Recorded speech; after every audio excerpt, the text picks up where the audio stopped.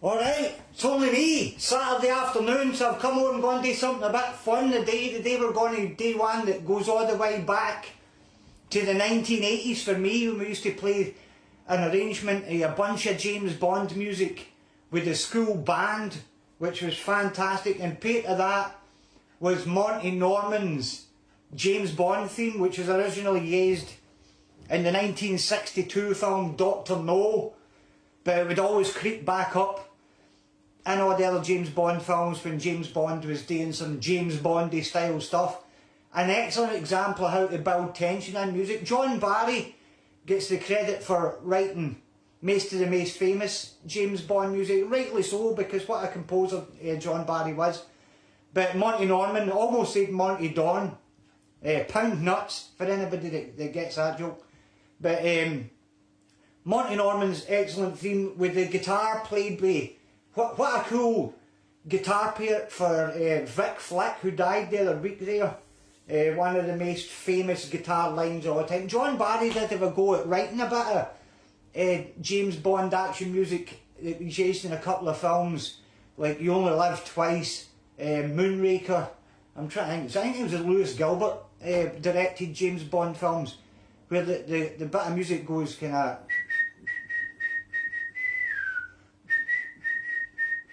And then... You kind of know what I'm talking about. Never caught on as much as the James Bond theme. So what we've got here is a bit of music in the key of E, much like the same as Kiss would use the same thing for I Still Love You on the Creatures of the Night album, where it's this.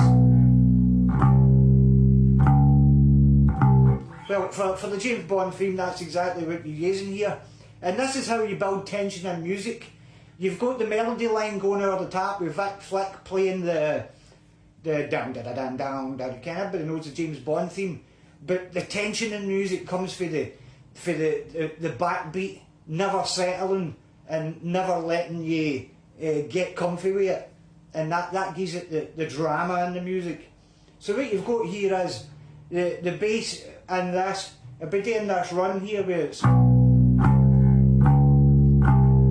through the C up to the D flat and back down again.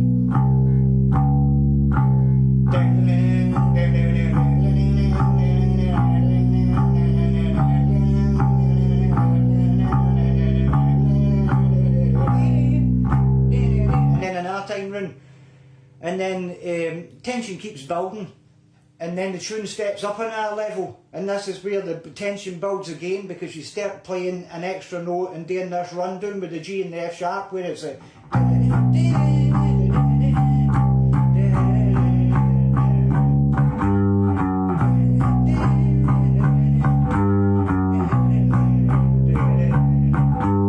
another time through with that, and then you get to the bit that goes da-da-da-da-da-da, and that's a good bit for the bass for this.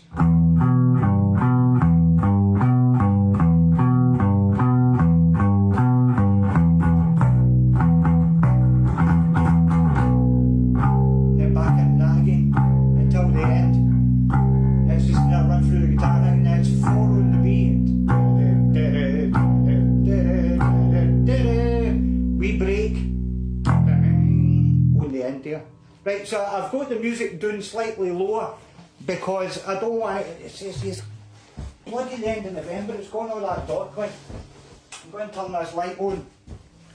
So here we go. Hopefully we'll not get booted off and cut here, because we're playing one of the most famous pieces of music for the 20th century.